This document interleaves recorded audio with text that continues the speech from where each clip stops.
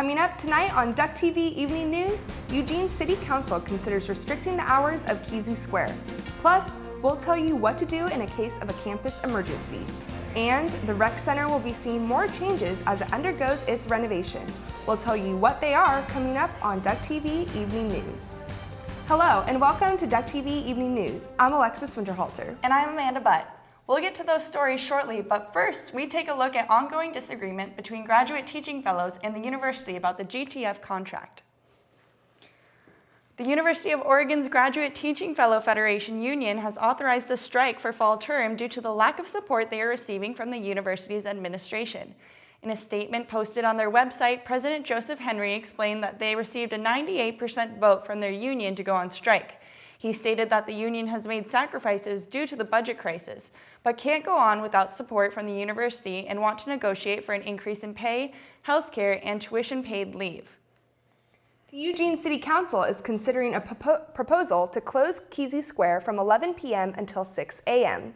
The plaza attracts transient campers at night, and police have received numerous reports of illegal activities in the square.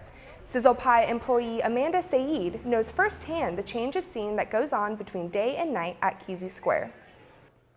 The night shift is completely different than working in the morning. It's much busier, much rowdier, much louder in general.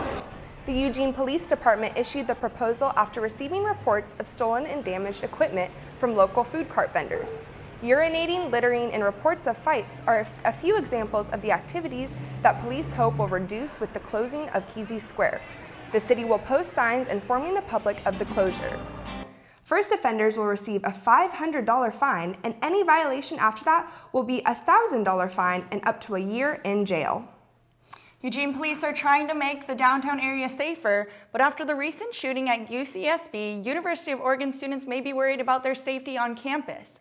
Rachel Ibanez has tips to help you in an emergency situation. In light of recent events happening on college campuses across the nation, community officials want to make sure that University of Oregon students know what to do in the case of a live shooter. In the case of a live shooter situation on campus, many students might not know what to do. Kelly McIver of the UOPD gave us tips so students can stay safe. First, if you hear shots fired, call 911 immediately. Your personal safety is most important. Either evacuate or lock yourself in a room. Distance yourself from others around you and silence your cell phone. As a last resort, improvise a weapon with anything from a fire extinguisher to a backpack full of books. We spoke with emergency experts about what to do if someone is shot. So I'm going to put a ton of direct pressure, and it's not just lay it on. I'm literally, this guy's bleeding, I'm going to put a lot of my weight into it, and that direct pressure to help stop the bleeding process. Are they going to be upset? Yeah. Are they going to hurt? Yeah, but at least they won't bleed to death. I'm in the AMU amphitheater right now, but emergencies like these can happen anywhere on campus. Remember to always be aware of your surroundings and keep yourself safe first. For Duck TV News, I'm Rachel Ibanez. If you have any questions, concerns, or suspicions, please contact the UOPD or Eugene Police. In just 8 days, Brazil kicks off the first game of the 2014 World Cup. Reporter Nick Nathaniels takes us back to the USA's greatest World Cup moment that captivated millions. This week we interviewed people at the University of Oregon to get their thoughts on the upcoming FIFA World Cup. Let's take a look. Mexico, Mexico. We have to admit that Brazil is pretty good. I'm rooting for Spain again. Vamos arriba. I have to go with Belgium. Tous ensemble, hey! Uruguay, vamos arriba. Deutschland! I'm from the Netherlands. I'm gonna cheer for my country. Hup, Holland, hup. Laat de leeuw niet in zijn hem. Go Japan, yeah. 2, 3. Spain! USA. I'll say Spain. Germany. Vamos, vamos, Argentina. Go Holland. I think it's going to be Brazil. Let's go Spain! Oh! USA! USA! USA! On June 12th, 32 teams will compete for soccer's ultimate prize. In 2010, we're reminded of what united meant to the States of America. Once more, the world will witness nostalgia and novelty. For Duck TV News, I'm Nick Nathaniels. Thanks, Nick. Tune in to ESPN to watch live coverage of the World Cup. USA's first game is on June 16th against Ghana. Now we hand it over to Adam Vaughn and Anthony Piganelli as they take a look at Oregon softball and baseball wrapping up postseason play.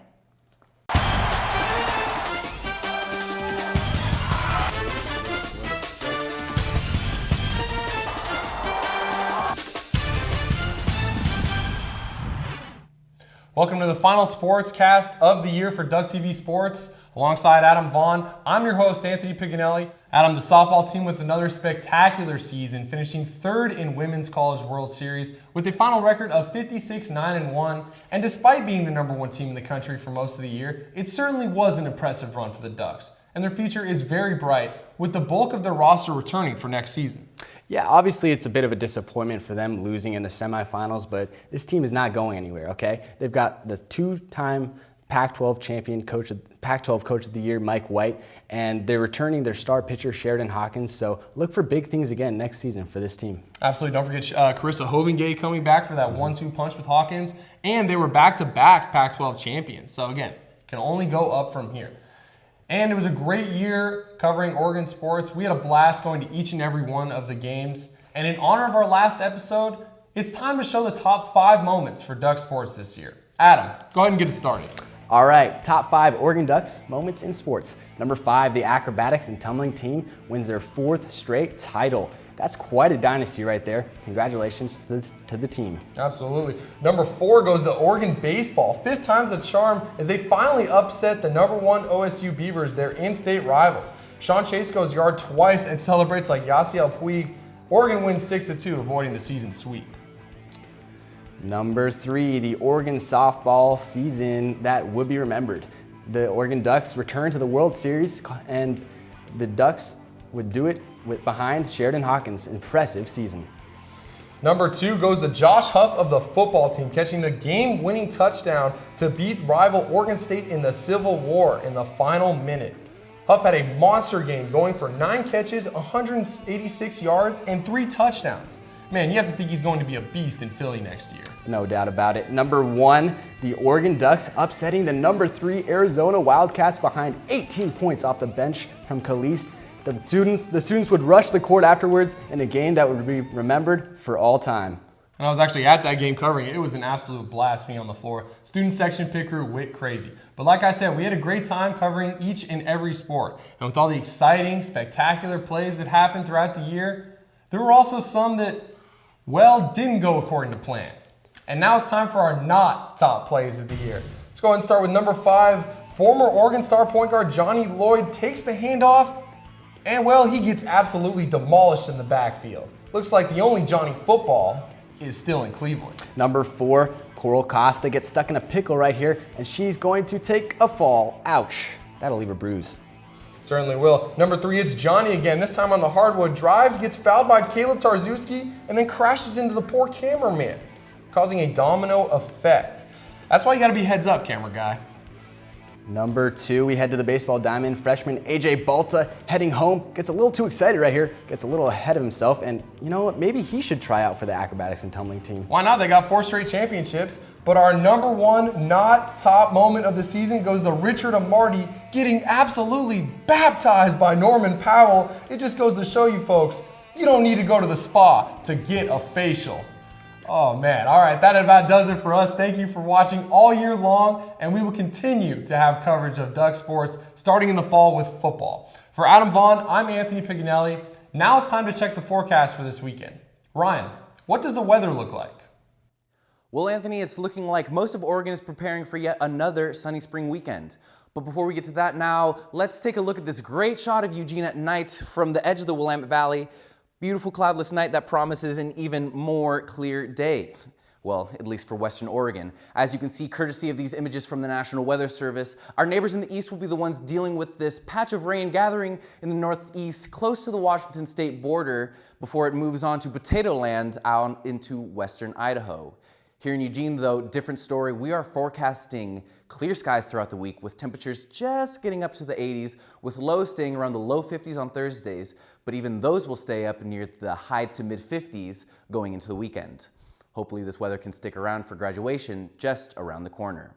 A quick drive up to the I-5 in Portland, where we'll get a lot of the same, if not nicer. Highs in the upper 70s, low 80s all week, and temperatures only dropping to the mid-50s, and look at all that sun.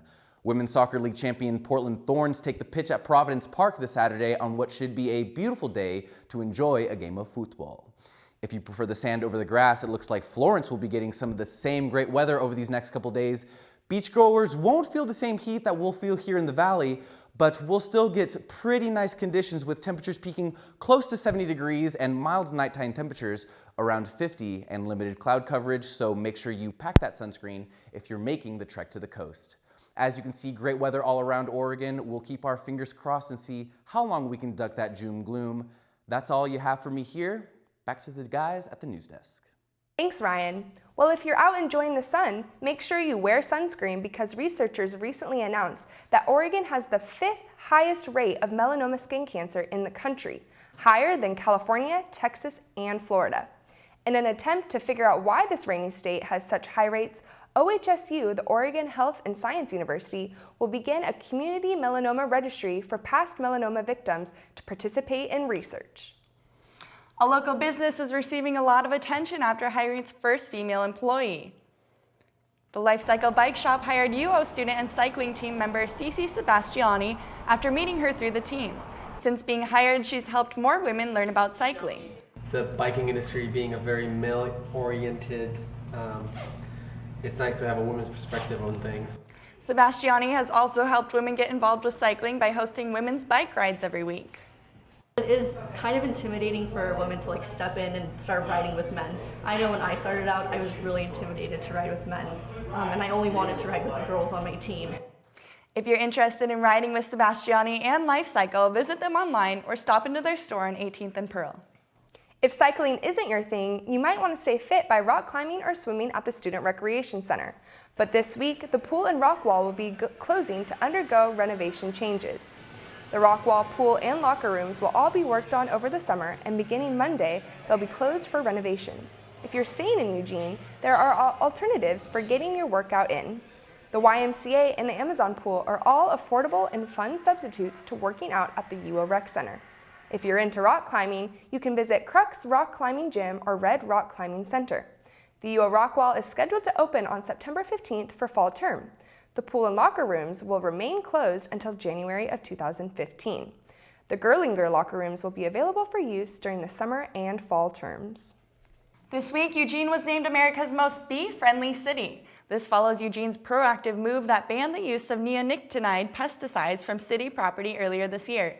Bee populations have been noticeably decreasing since 2006, and scientists believe this collapse is a result of herbicide, pesticide, and fertilizer use. Local bee advocates hope that other cities in America will follow in Eugene's footsteps and make efforts to protect the bees. That wraps up this term's final episode of Duck TV Evening News. Be sure to join us again this fall. I'm Amanda Butt. And I'm Alexis Winterhalter. Have a great night.